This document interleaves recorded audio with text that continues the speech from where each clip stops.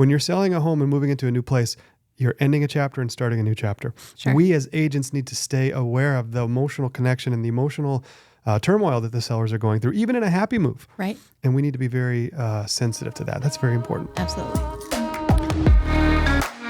Welcome back to the Modern Agent Podcast. My name is Logan Ricchetti with Modern Realty. This podcast is a combination of thoughts and opinions on the real estate market in Midland, Michigan with our local real estate agents from Modern Realty. Our mission is to create informed and confident buyer and seller clients, so tune in to learn more about Midland's real estate market. Welcome back to the Modern Agent Podcast. My name is Logan Ricchetti, and today my special guest is our brand newly transferred in agent, Collette Smith. And so we are going to go deep into Colette's background, her plan, and her love of real estate sales and everything in between. So Absolutely. Thanks for joining us. Yeah, pleasure. What drove this decision to make a change in your brokerage? So for me, it was a very strategic move. I am looking for and have been looking for a brokerage that would offer me a lot of consistency and leadership, top-notch customer service. And in that search, I came across and met you and walked into your office and saw some incredible things when I got there. So cool. I felt right at home when I got there. And yeah, so really and truly, it was just looking for something to up my game because I'm ready to grow. I noticed when we were talking and we were going through the process of considering this transfer, you zoned in on the buyer and the seller roadmap, and those were attractive ideas to you. And I think that's because you really love to help your clients understand the process. Does that sound right? Absolutely. And when you're working with a first-time buyer or just a buyer that hasn't done a home buying process very often, how do you start with them? What do you take them through? Well, first and foremost, I get to know them. Mm-hmm. Yep. That's my first process. Who are you? Why are you doing this? Tell me more about yourself. What are your goals with this whole process? And then once I have that done, I take them through what I've known as a buyer roadmap and what I've created myself. But to have it in print like you had for me at that meeting is just something that I can offer them so that they can look at it and see it right in front of them. So, what are the biggest concerns that you see when a new buyer comes into your office to discuss the home buying process with you? What are their normal fears and hesitations that you run into? They're scared that they're not going to be able to do it. They're afraid they won't be able to get financing. Mm-hmm. Some of the other concerns that they'll have to fight in this market that we're currently in. And it will take a lot of tries to win a home. That's what their friends have told them. Mm-hmm. So there's some beliefs that you kind of have to disengage when they are, going through that first time home buying process. But yeah, I think when you're a first time buyer or just a buyer in general, you really want your agent to help you to feel comfortable. Right. You're scared. You're nervous. You don't know what to expect. And I think a good agent really sits down and takes that time at the beginning of the process to help the client feel more comfortable. It sounds like that's your natural Absolutely. approach. Yeah. Once you have them feeling okay, they start to understand what's going on a little bit more. What's the next step in that home buying introductory journey? Where do they go next? For me, I go ahead and have them meet with a lender. And I always explain to them, it's not about getting a loan approved. For me, I approach it as almost a counseling session with a lender. And my goal with partnering with a lender is to let my clients know that let this lender coach you through what you need to do. It may be that you can't do it today. Sure. And maybe this lender will say, hey, in 3 months, we will be in a, perfect position for you to buy a home. Let's do this, this, and this. And in 3 months, let's revisit this, opportunity. So I always introduce it as a counseling session for your credit in the loan buying process. So that's brilliant. I mean, that makes a lot of sense because if you're a new home buyer, you're trying to get into the home buying process. If you haven't been to a lender yet, you don't know what you're capable of. And you also don't know what you can do to improve your lendability, your credit worthiness. And especially if you're just starting out in the process, it might make a lot of sense to go see a lender and to get some counseling, credit counseling, like you said, so that by the time you are ready to buy a house, you're optimized in your credit. 100%. And so do you go on those appointments with the buyers or do you refer them out and they do that on their own? I typically refer them out. I have some lenders that I worked with that I trust wholeheartedly with my clients that they will take care of them and do what they need to do. So one of the benefits of working with you is simply the fact that you have a network of trusted lenders. So the borrower doesn't have to do a lot of research finding their own lender because they know you can send them some safe referrals. correct. I have vetted some good lenders that will work hard, weekends, evenings, and what have you. So Yeah, and there's different programs and there's different, personality types, Right. and not every lender is built the same. sure. All right, so you got your buyer pre-approved. Yep. They understand the home buying process. Now it's time to talk about what kind of homes they want and where they want to be. Where do you do most of your sales, and how do you help the buyers to identify their ideal locations? So obviously focus in Midland. The Great Lakes Bay region is my focus, my big focus. I do Midland, Bay City, and Saginaw. Yeah, that's my Great Lakes Bay region is it. That's where I focus at. So when you have a buyer that's ready to start looking for houses, what kind of tips or advice do you give them as they begin actually searching and looking at houses? I think just being honest with themselves and what their real needs are.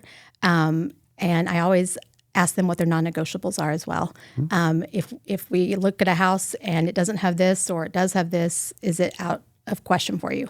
Yeah, I think starting with their list of needs and wants and just really hearing what they want and need.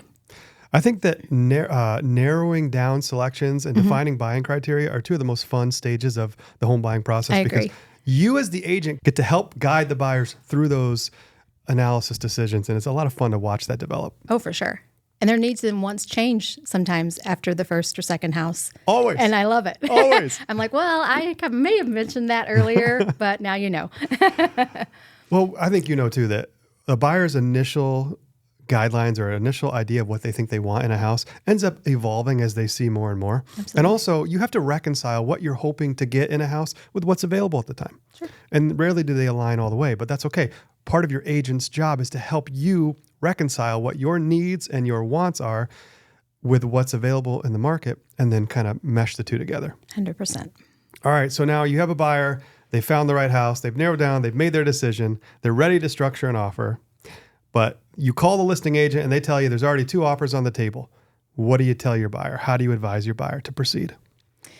So at this point, obviously we're coming in with our highest and best. So we need to sit down and we need to structure a really strong competitive offer. I never want them to overpay. We always want to, I pull comps still when I'm writing offers, just so they know. If they have that ability to go above and beyond, obviously that's their choice and we can do that as far as the price point. But yeah, we really come together. I give them all the pertinent choices when it comes to writing a competitive offer, occupancy, financing, inspection, all of that. We talk about all of those in detail, and any place that we can be extra competitive, we'll do it. I think there's a lot to unpack there. The terms that you include in your offer can make the offer more or less attractive to the seller. Sure. And so when you're competing with multiple other offers and you're a buyer trying to get your first house, your agent needs to help you, and you need to ask and get input from your agent as to how to structure each one of those terms so that they are safe for you, but that they're attractive for the seller. Sure. The other thing I heard you say that I thought was very valid is when you're trying to figure out what to offer in a competitive situation, you need to run comps and you need to help the buyer to understand what the most likely value of that property is, and then let the buyer make a decision that's informed and confident as to how much they want to offer for the house. Absolutely. And you know what? Sometimes it's okay to go above the listing price. If that's the value of that house to you, and you as the buyer understand what the dynamics of that market value are, you get to make that decision.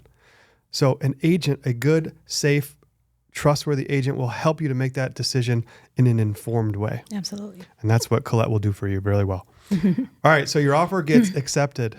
Now we're on to the due diligence and the inspection, the appraisal. Walk us through that process. Absolutely. So we get that inspection scheduled that day and get it on Absolutely. the books. Why do we do that?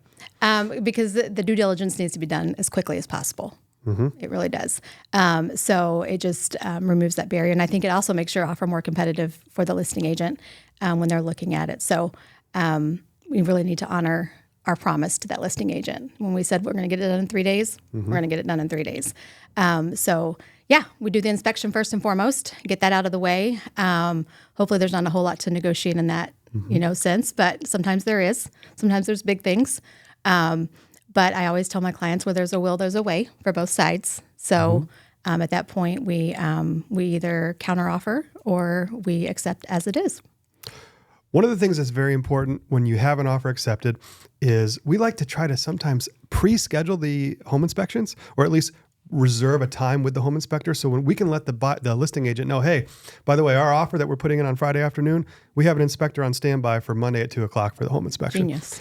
That adds a lot of strength to your offer. And like you said, it keeps that deal momentum moving forward, because the listing agent letting a seller know, hey, this buyer is for real. They're ready to go. They're not going to make us wait a week and a half to do a home inspection, then mess around later. They're ready to go Monday morning, Monday afternoon.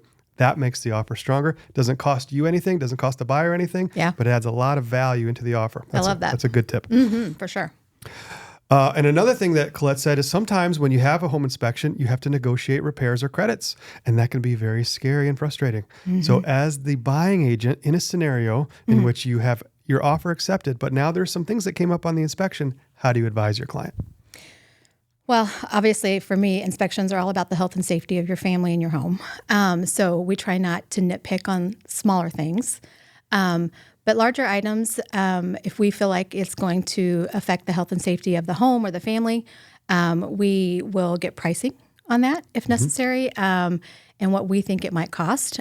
We have a couple of different options for my clients. Usually it's we either ask for money off of what we're offering, or we ask for possibly the sellers to do the repairs. So a couple different options and ways that we can go about it, but that's typically what I offer. All right, so we've made it past the home inspection. We have our earnest money deposit has been sent into the title company. Awesome. Our buyer has opened their loan application. And now it's time for them to order an appraisal. What is an appraisal? How does it work? And what does it do? So the appraisal is ordered by the bank, and it is a third party that comes in and determines the value of your home based strictly on comps.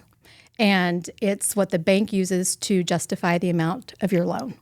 It's necessary for all loans, any loan going through the mortgage process.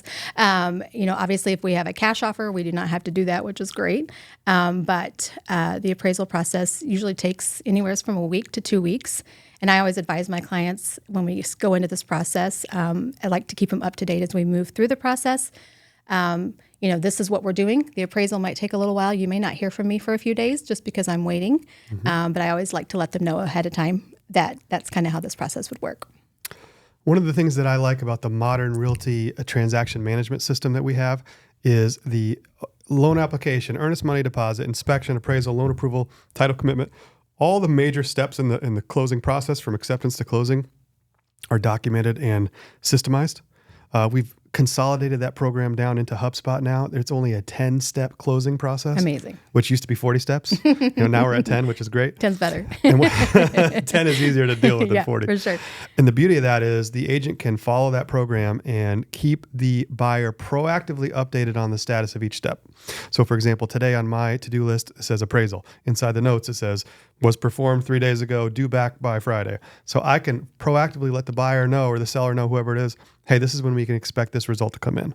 And as an agent, it's very important for us to be proactive with our clients so they understand what's going on in the process and they don't have to get, anxiety or fear not knowing what's going on. Sure. And I think that's something that's great about you is you're so proactive with the way you communicate with your clients. Well, I think they need that. This is a big purchase, the biggest purchase.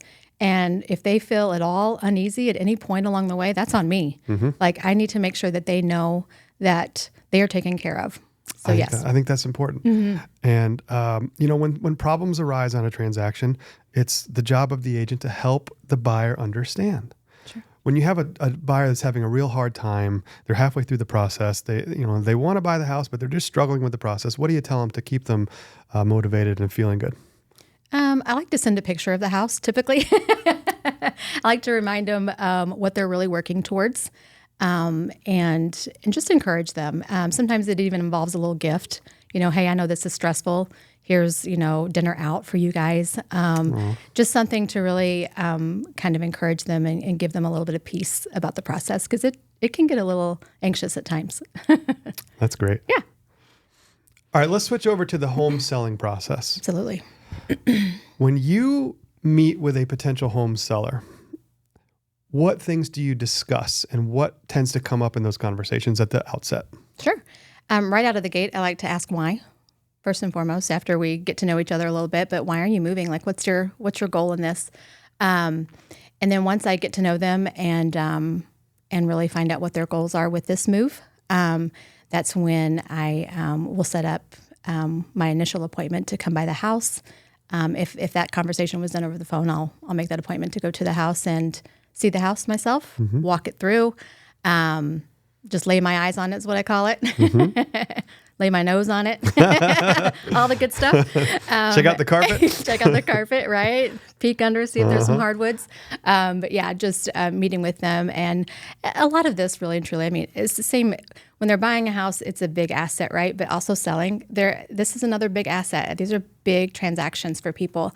And you can't lose sight of that as an agent. You have to remember that. And a lot of these homes have so many memories. I mean, when I walk in there, sometimes I'm like, this is a big deal. Like they've raised their children here. And so I try to always keep that emotion, back here on my back and not show it too much. But sometimes it brings a little tear to my eye. I'm like, this has got to be a tricky selling a home after all this time. But yeah, just from there, strategically, it's just really going through the home, seeing what I'm working with, and then I typically would go back to the office, pull all my comps, and then meet with them again in person. Is kind of how I've done it in the past. So you make a great point there. For a lot of home sellers, this is a very, very emotional process. And as agents, we come in, we're very matter of fact, we're very structured, and we're looking at numbers and dates and timelines and plans and processes. But we can forget that this is somebody's home. They have memories here. They have happy and sad and, up and down experiences in this home. But regardless, it's a chapter that's ending. When you're selling a home and moving into a new place, you're ending a chapter and starting a new chapter. Sure. We as agents need to stay aware of the emotional connection and the emotional turmoil that the sellers are going through, even in a happy move. Right. And we need to be very sensitive to that. That's very important. Absolutely. All right. So once we have met with the seller, we've understood their motivation for selling, their time frame for selling, and they've had a chance to interview you to understand a little bit more about what you bring to the table, what you offer, what your plan will be to sell their home, and of course what the costs associated will be. Sure. Now you got to talk about what to price the house for, because that's a fundamental decision. How do you take your sellers through the pricing process? So I like to typically pull 5-6 comps probably at the most. I don't go over that. I will go ahead and I usually put it up on a big screen when I'm meeting with them so that they can see what we're looking at. I typically, once we pull those comps, I will give them a range, so to speak. And for me, that low range, you may lose a little money if we go too far down. If we go too high, we do what I call losing eyeballs. So I try and coach them to the middle of that area, but I give them a range and let them pick where they want to land at. But typically I can walk them through, a $10,000, $15,000 price range at first, and then we'll narrow that down together. But it's based on the comps. We pull up pictures and, we compare their house to this house. Is your kitchen better? Do you have granite? This doesn't. You've got new floors. This one doesn't. And we compare everything picture-wise. And then we typically 99% of the time agree on a good price. Well, when you are analyzing the value of a potential listing and you have a low end of the range and the high end of the range, there is no right or wrong answer where to price the house. There is no optimal strategy because you don't really know. Right. The best agent in the world is still unsure by 3 to 5%. Sure. Which on a $300,000 house, that's $9,000 to $15,000. Yeah. It's hard to be exact. What we try to do as agents is help our clients understand what we think most likely the high end and most likely the low end of the range is, and then try to help that seller make an informed decision where to strategize their listing price based on those parameters. And then from there, we adjust and evaluate. Sure. Because we never really know. Right. And that's okay to not know. It's an art. It's an art. It's not a perfect science, listing and pricing a house. Sure. The best thing that I heard from you today is that you help your clients to really understand that range so they can make that decision. Yeah. And that comes with quantifiable data. Absolutely. And then it comes with a little bit of intangibles that you can't control, like current market conditions, interest rates, political seasons, turmoil, all the things that happen. Sure. Absolutely. All right. Seller wants to work with you. You've come up with a great listing price. You have a time frame for your listing start date. Now it's time to prepare the house for sale. What do we need to do? This is where that tough love comes in. Love it. This is that Texas love, that Texas tough girl. Yes, when you say, bless your heart. Bless your heart. This is the point where I just really ask them to trust me in this process, to not be offended by anything that I'm going to tell you, because I want you to make the most money possible. We will walk through their house. I typically will give them a list of what I would love to see done and stuff that would justify that higher end of that price range we were talking about. If you do this, this, and this, I feel confident at listing it at that higher price. If you don't want to or can't and don't have the ability to do the necessary repairs or staging that I'm suggesting, we may focus more towards that lower end if it's not something that you can do at this time.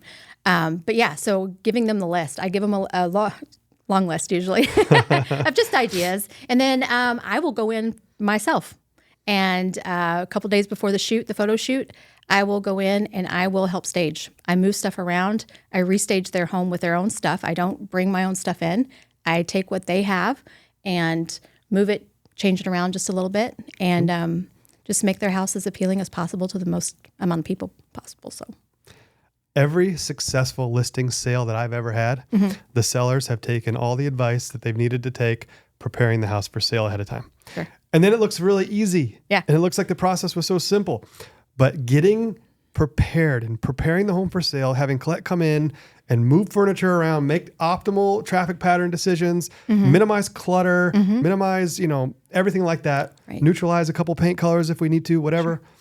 That makes the difference in getting the higher end of that range versus the lower end of that range. And like you said, eyeballs and traffic, having more interest because the house is more appealing, generates more activity, more chances for an offer, multiple offers, competitive environments, all those things that we're looking to get happen because buyers walk in the door and they're attracted to what's there. Absolutely. So I love that you focus and you really hold the line with helping your clients understand the need and the importance to prepare the house. I can tell you from experience too, it is not easy to do that. And a lot of agents struggle with communicating the urgency and the importance to their sellers. Sure. But this is very important. A good listing agent is going to tell you the things that you don't want to hear about preparing the house. Right. And they're going to encourage you and help you if they need to, but they're going to insist gently that you do these things because they know it's in your best interest. Absolutely. It's just like having Finley take her Motrin and her Tylenol. She doesn't want to take it, but gotta. It's good for her. You got to do it. And that's what preparing a home for sale really does. It makes a whole difference in the temperature of the sale. Oh, for sure. Yeah. And I love to watch the clients get feedback. Like I moved a chair from the basement that they didn't care for, but I moved it upstairs. And feedback was, this is a really cool chair. Like, where's this chair from? They're like, this chair's been under a blanket in the basement. But it's really fun to watch their eyes and when they get that feedback. All right. A year or two ago, you listed a house for sale. You got 10 offers in a day. Market conditions today are not that crazy. We're still in a seller's market by and large, but the average days on market is closer to 2 months now in the city of Midland. It takes a little longer to sell a house, and there's a lot more hand-holding and patience that's involved. How do you help a seller through a 2-month listing experience, which is now average? Sure. I think that goes back to setting those expectations up front. So when I meet with them, I say, listen, if we list this house and we've got it all staged and we're good to go and we've done our due diligence and we've been on the market for a week, I go ahead and schedule that meeting with them. So I've got a 1-week follow-up, I've got a 2-week follow-up, and we're going to probably have a hard conversation. One, if we don't have any showings or any offers, it's going to be a really quick conversation. If we've got showings but no offers, we're going to have a conversation. It may not be as hard as the first, but so I just really set those expectations up front of how this will go and letting them know that I have full confidence that we will sell it at the right price at the right time. But this is our plan as we move forward. 1 week, 2 week, 30 days.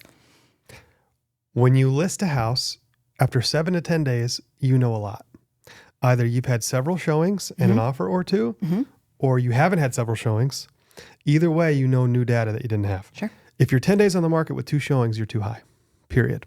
If you're 10 days on the market with 10 showings and no offers, you're too high. Too high. And you have a condition problem. Yeah. Because your marketing is looking good. It's bringing people in the door, but then they're not seeing the value enough to make an offer. Sure. Either way, after 7 to 10, maybe 14 days, like you said, you know what you need to know about where you've listed the house.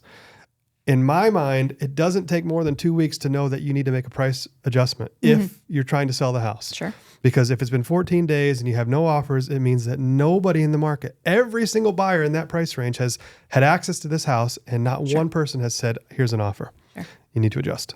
Absolutely. Now, it doesn't mean you need to go crazy and panic. You just need to make a 2 to 3% adjustment and continue. Those 2 to 3% adjustments are monumentally effective. A lot of sellers don't realize that. But every 1, 2, 3 percentage points that you adjust a list price makes it more valuable to the competitors and also more affordable and more value perception from the buyer's standpoint. Sure. So when you need to do a price drop, it's important to do that, and they work. Yeah, absolutely. And I think knowing the seller's motive up front, which is another thing I try and find out up front, is it time or money? If money is your motive and you want to hold out a little bit, I work for you. You tell me. But if time is of essence, then we definitely are on the clock making those price reductions that we need to. A lot of agents always assume that money is the number one driving factor for sellers, and it's not. Right. Obviously, money is a critical factor. They want to get the most they can get. But time of sale and moving forward with what their ultimate goals are is almost always more important than what the house actually sells for. And also, we can be patient with the listing price, but we can't change the market value. Sure. We can't make a house sell for a higher price just by leaving it on the market longer or leaving it at that price. What I always try to convey to my sellers is, hey, look, if we're not getting offers at that price, we're probably not going to. You could, and you can give it enough time to really know that. If you're 2 weeks on the market and you wait another 2 weeks before a drop, sometimes a buyer can come into the market that just wasn't in the market. Sure. And that can happen. Yeah. And that's a risk that you take by not dropping faster than maybe dropping. Sure. So it's up to the seller. Like you said, you work for the seller. Our job is to give them advice and help them make a good decision and not guide them either way too much. Just help them to understand the benefits and the cons of each way. And then at the end of the day, continue to look at the feedback. All right. So you've done your job. You've got multiple offers. You've negotiated a wonderful sale. Yeah. Seller is happy. And now we're into the due diligence period from the seller side of the statement. So what happens when you are a home seller and your house has an inspection scheduled? What can you expect from that standpoint? I like to go ahead and have them make sure everything is in order and necessary. Any necessary repairs that had needed to be made, make sure those are done. And just really setting it up for a successful inspection, making sure they're not home, coaching them through that, and really just setting their expectations again. It's my number one job, it seems like. So always just, letting them know what to expect.